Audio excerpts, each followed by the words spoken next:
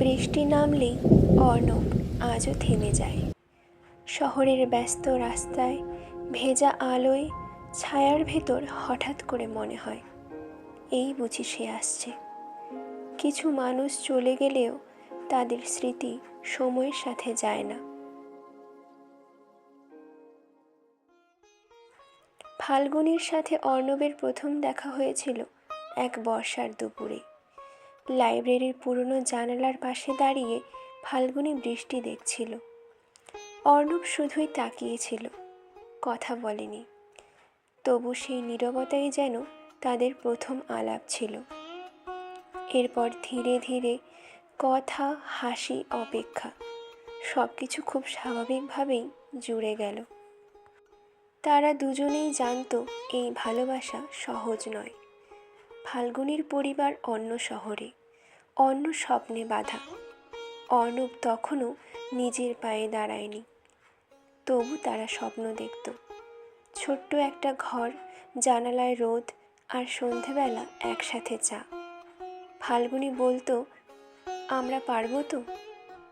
অর্ণব হাসত, ভালোবাসলে পারতেই হয়।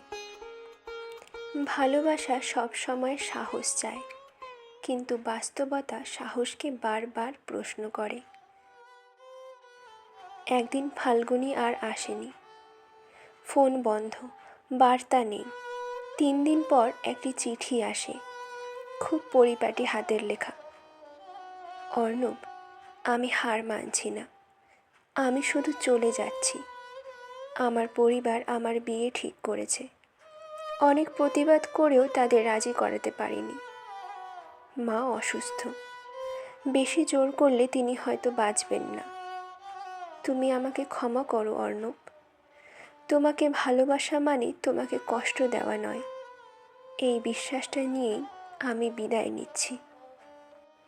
কখনো কখনো মানুষ ভালোবাসা ছেড়ে যায় ভালোবাসার জন্যেই। চিঠিটা পড়ে অর্ণব কাঁদেনি, সে শুধু বসেছিল অনেকক্ষণ। তারপর ধীরে ধীরে সব গুছিয়ে নিল। ফাল্গুনের দেওয়া বই, শুকনো গোলাপ, আর সেই প্রথম দিনের ভেজা টিকিটটা। দিন কেটে গেল, বছর এলো, বছর গেল। অর্ণব দাঁড়ালো নিজের পায়ে। চাকরি হলো, নাম হলো। সবাই বলতো, তুমি জিতে গেছো। কিন্তু অর্ণবের বুক ফাঁকা হয়ে আছে। বাইরের জয় আর ভেতরের শূন্যতা অনেক সময় একে অপরের পরিপূরক হয়ে ওঠে না। হঠাৎ বহুদিন পর এক বর্ষার সন্ধ্যায় ঠিক সেই লাইব্রেরির সামনে আবার দেখা হয়। ফাল্গুনী পাশে একজনের হাত ধরে, চোখে পরিণতির শান্তি, ঠোঁটে অভ্যস্ত হাসি। ফাল্গুনী শুধু বলল, ভালো আছো? অর্ণব বলল, হ্যাঁ। আর কিছু নয়, অতীতকে আর টেনে আনেনি কেউ। শেষ পর্যন্ত বৃষ্টি থামে, ফাল্গুনী চলে যায়। অর্ণব একা দাঁড়িয়ে থাকে, কিন্তু এবার আর অপেক্ষা করে নয়।